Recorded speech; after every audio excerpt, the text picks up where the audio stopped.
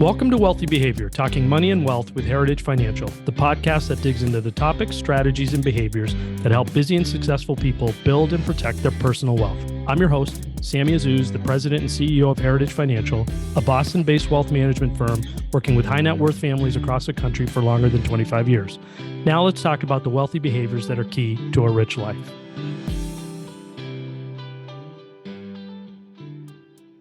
Welcome to the May investment edition of the Wealthy Behavior Podcast, where I talk to our Chief Investment Officer, Bob Weisse, about what's going on in the markets and investment universe that you need to know. Bob, you came on a couple of weeks ago to talk about April's inflation report, which the market reacted to initially, and in your mind, not to recap the whole episode, but changed some things about expectations for rate cuts. Since then, we've seen yields come down, I think because people are seeing data showing that the labor market is softening. There was a report that came out last week. What did you see in that report? Yeah, so the latest piece of information, maybe just a step back for our listeners. The Federal Reserve has a dual mandate. First objective is to promote maximum employment. So think about it as a lot of jobs out there and people who want to be employed are employed. And the second is price stability. So think about that as inflation being under control. So the episode we did a few weeks ago was off the heels of a high inflation report, so not good for price stability. And when you have high inflation, that leads to Federal Reserve pointing towards higher rates, or at least maintaining rates at their current level, not cutting rates. So that's where we were a couple of weeks ago. So that's all related to the price stability point, which has been kind of the main issue that the Fed's been going after, because employment has been in good shape. So going back to 2023, unemployment was at 3.4%, which is about as low as it gets. There's always some level of unemployment as people are switching careers, maybe going back to school, things like that. In between jobs, unemployment will never be at zero, and 3.4 is about as low as it gets. And it was there in 2023. So that brings us to last Friday. And there was an employment report, and the market was expecting 240,000 new jobs, and the data came out at 175,000 new jobs. So a miss, fewer new jobs than expected.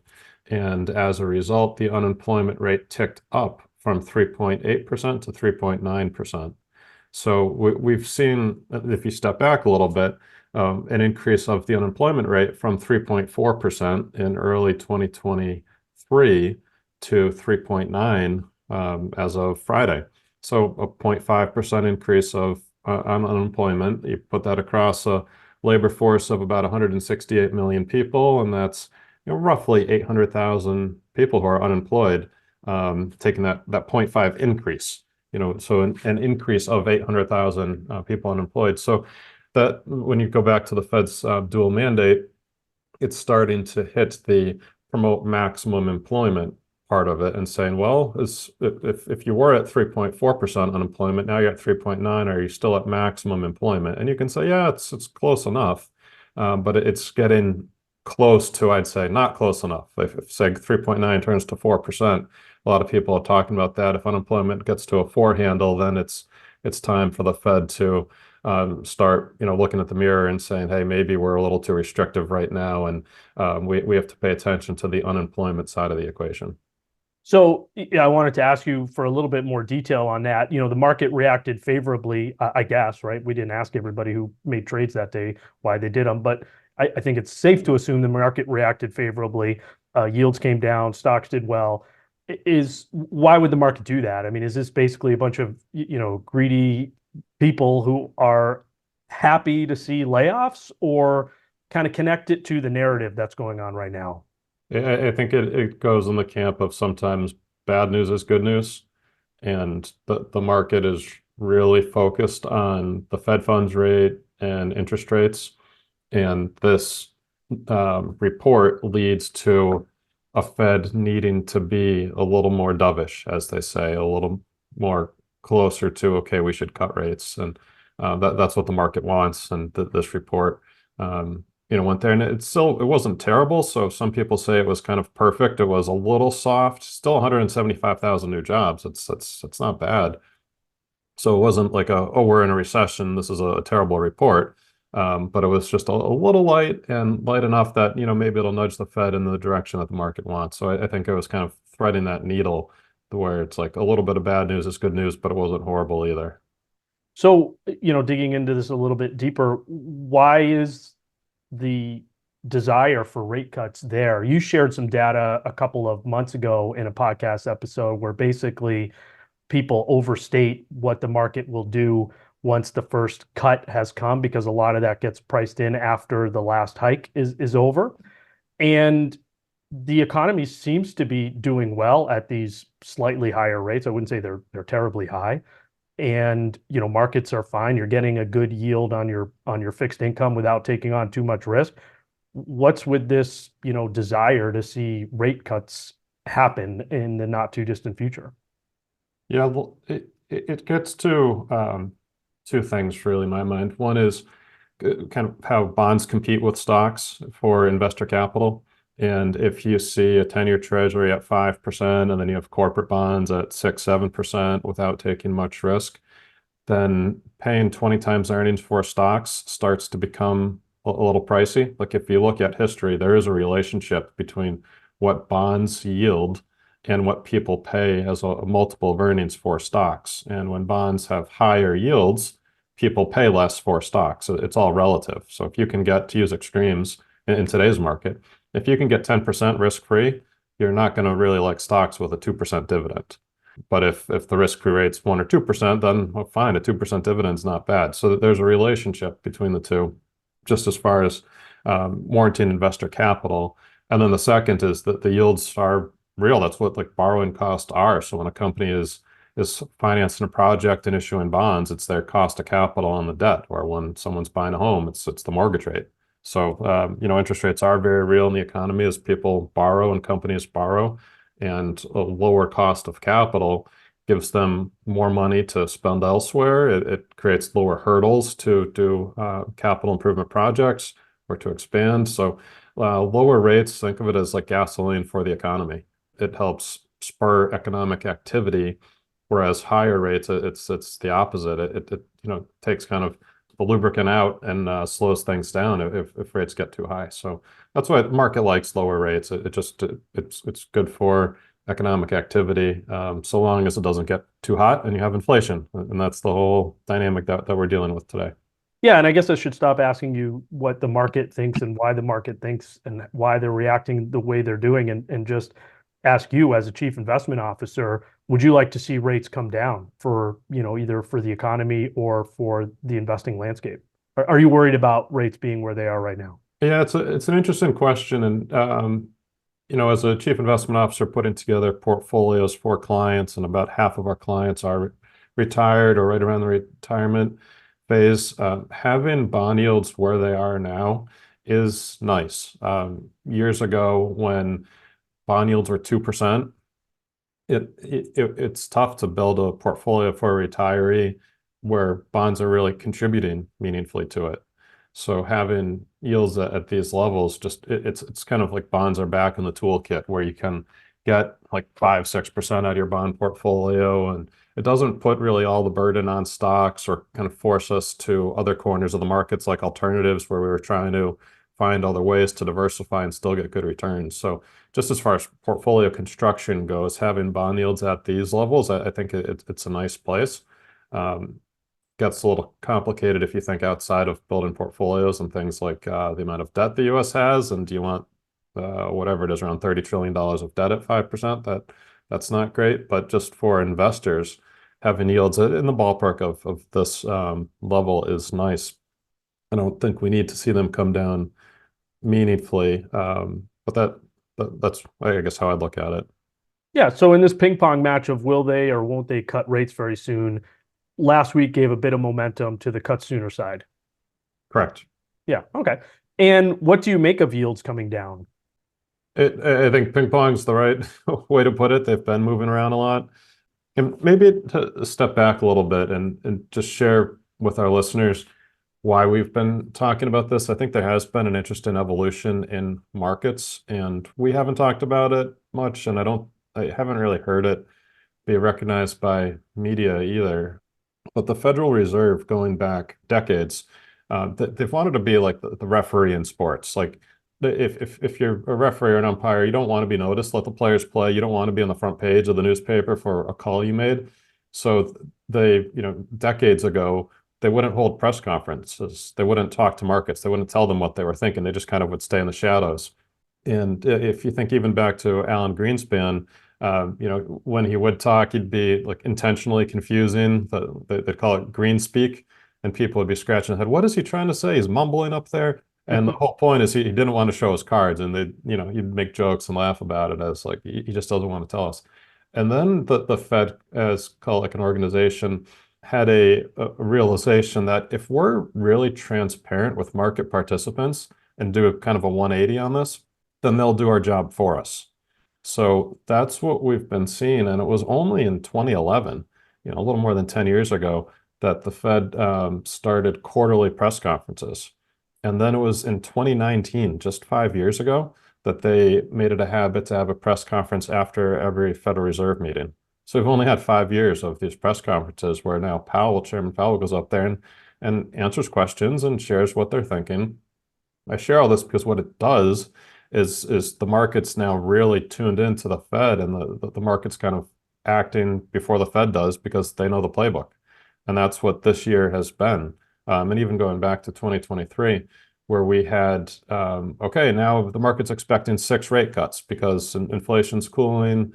And then when the market expects 6 rate cuts, what happens? Well, bond yields go down. And when bond yields go down, what happens? It spurs economic activity. And when you spur economic activity, what happens? Inflation picks up.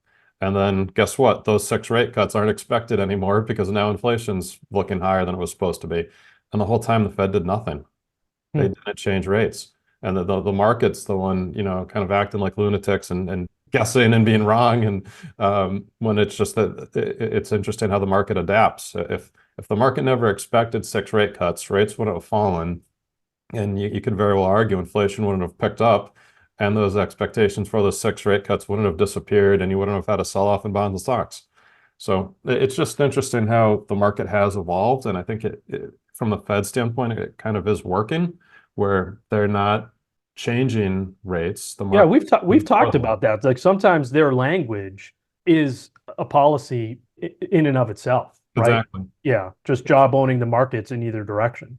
And I'd call it their transparency. They're being open, answering the questions, on CNBC, and economic press conferences, and letting the markets, move around rather than, not talking and making policy changes, shocking markets. So that's where we're at today. So we talk about this a lot because I do think it is what is driving the short-term narrative, and in the long run, we touch on long-term asset allocation themes and staying the course, but in the short term, this is really what does seem to be driving things. Is there something that is not getting enough attention in this market environment, either how certain markets are performing or stories kind of underneath the major headlines that we should touch on today? Maybe just on that topic, the one other thing I'd add that I've been waiting to hear about and haven't is the phrase inflation averaging. I believe it was right around 2020 when inflation had been below 2% for an extended period of time.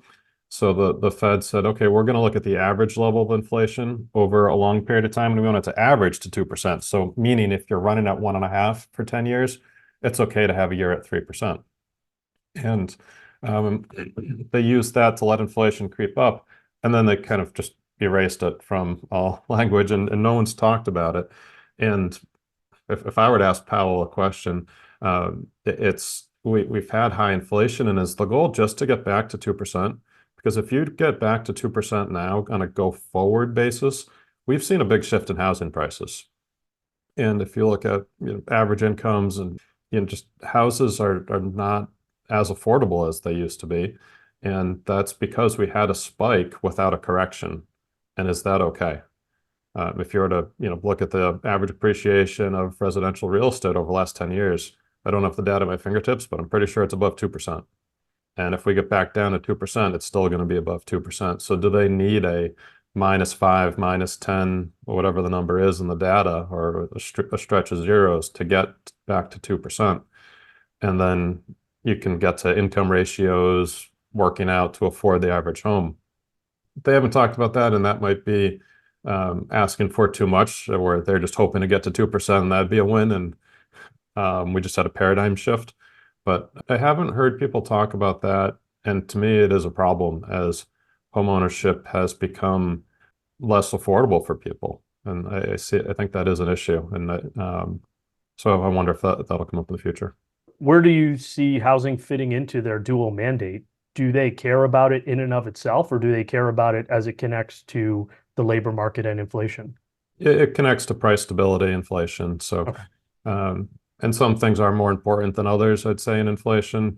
Food costs are important. Housing, to me, should be on the higher list of important things.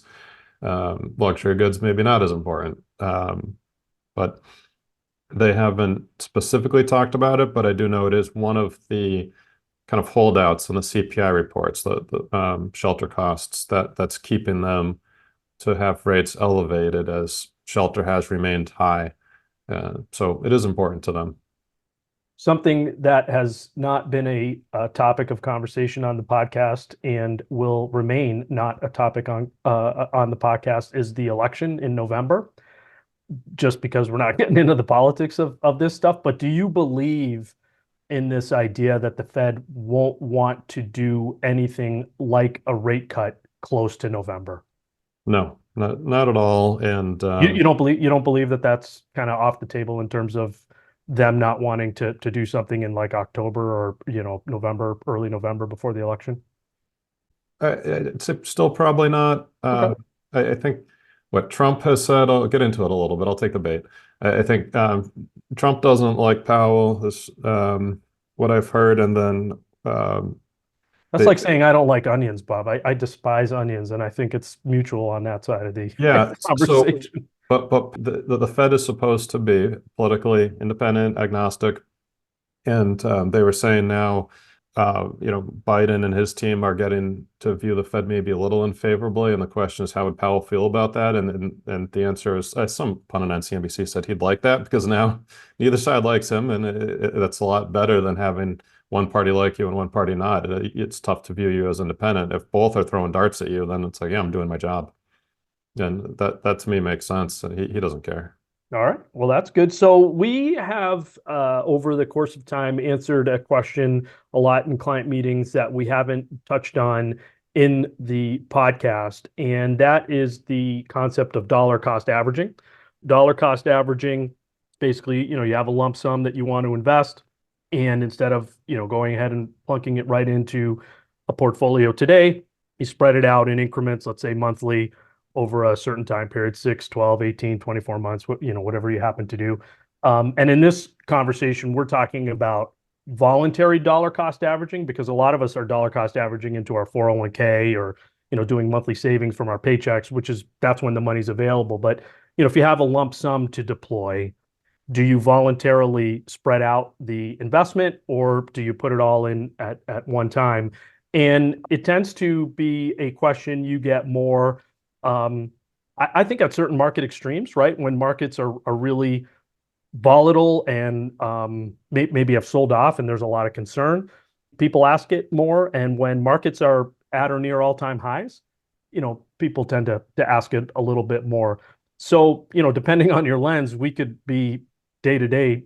I think we're more talking about this because we're at market highs, but if volatility picks up, we could get the question for other reasons. So with that, hopefully not too long of a preamble, walk us through, as a chief investment officer, when you get that question from new clients or existing clients who have a lump sum. I know you've done some research on it. What's your perspective? Yeah, I think it's a great question and really is an interesting topic. So to kind of set the stage, say I go into a client meeting or a new client meeting, and it's someone who just sold their business, and as of this coming Friday, I'm going to have $5 million in my checking account. What do I do? And it might come with it. I'm a little scared of putting it into the market, because what if I put it all in and then the market goes down? Should we dollar cost average, say over 6 or 12 months, which would be putting 1/6 or 1/12 of that lump sum into investments, and 12 months from now, you're at the fully invested portfolio. And in the meantime, what you do with the part that's not invested is it's in cash in a money market, which today, has a little bit of a yield to it. Years ago, didn't. So that's dollar cost averaging in a nutshell. There was some research done, an interesting study published by Northwestern Mutual a couple of years ago, and they just did a back test. They just went through time and said if you did I think they did a 12-month dollar cost averaging schedule, how often do you call it win, meaning end up with more money, and how often do you lose, meaning you would have been better lump sum investing.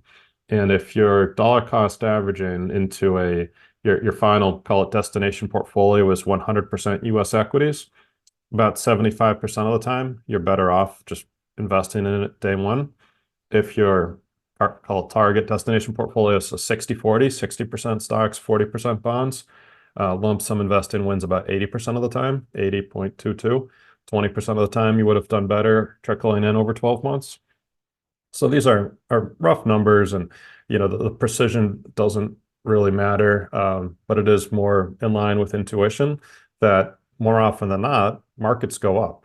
So by sitting on the sidelines with cash, you're missing out. But they don't go up every day. They don't go up every year. They do go down from time to time, and that's when you would have been better off dollar cost averaging. But the punchline is the odds are against you when you dollar cost average, and that's to begin with. It gets a little more difficult for dollar cost averaging because, as you said, Sammy, with your intro, we tend to get these questions when people are concerned about markets, when there's uncertainty, when there's market volatility. It's, oh, there's a lot of uncertainty out there. Maybe it's around an election time, but frequently after a market crash. Oh, things are scary right now. Should I dollar cost average? When things are good, we don't get the questions as much. The topics don't come up. So the numbers I read off, call it a 75 to 80% win rate. That's a back test, assuming no emotions at all based on the scenarios. In reality, I think the outcomes are a little worse than that because people tend to ask for dollar cost averaging or ask the right questions that lead to implementing dollar cost averaging around market lows.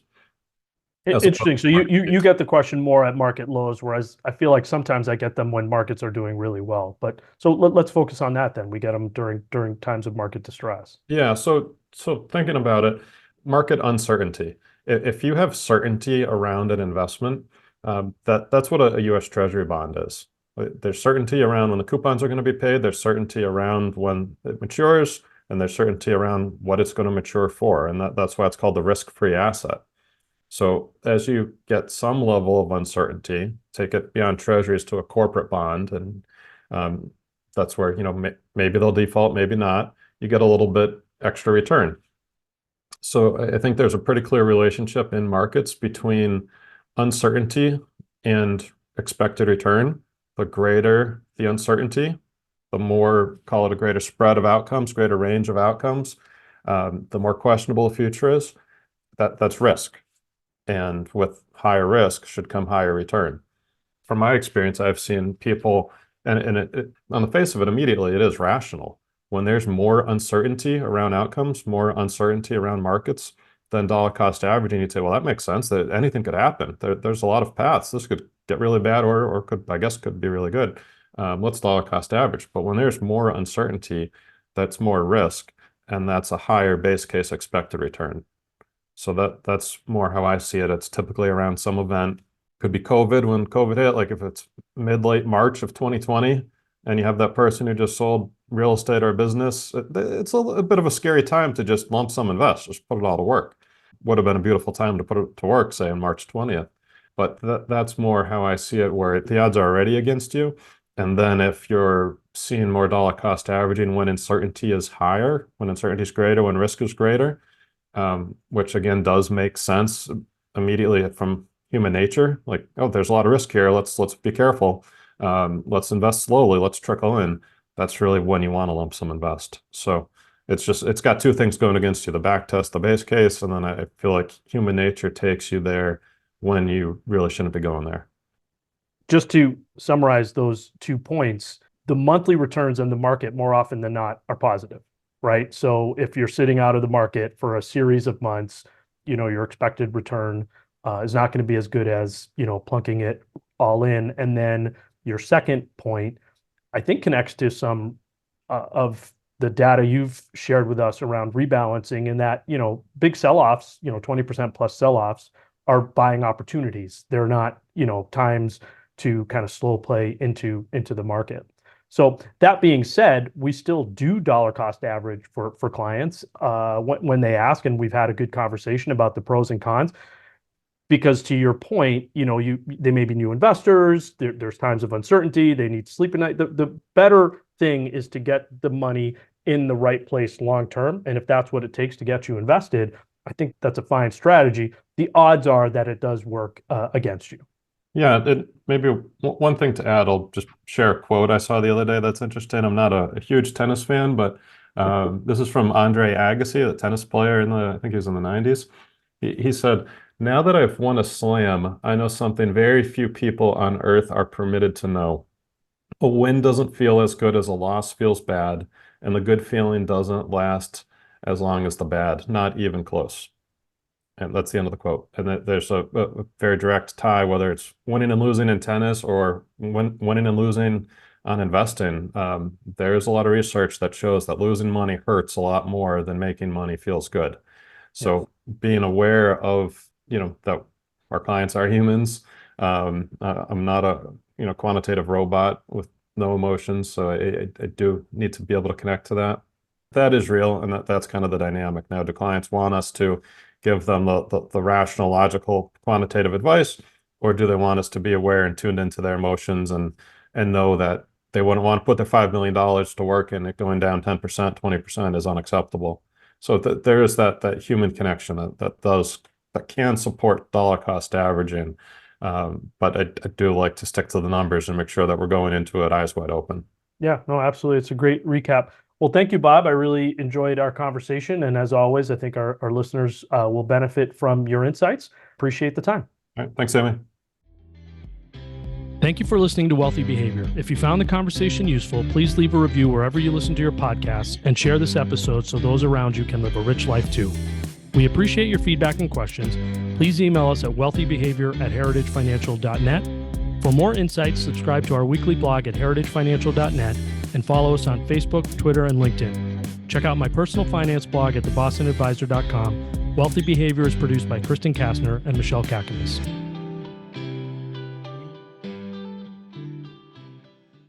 This educational podcast is brought to you by Heritage Financial Services, LLC, located in the greater Boston area. The views and opinions expressed in this podcast are that of the speaker, are subject to change, and do not constitute investment advice or a recommendation regarding any specific product or security. There is no guarantee that any investment or strategy discussed will be successful or will achieve any particular level of results. Investing involves risks, including the potential loss of principal. There has not been and will not be any compensation exchanged between Heritage Financial Services and podcast guests or recommended resources.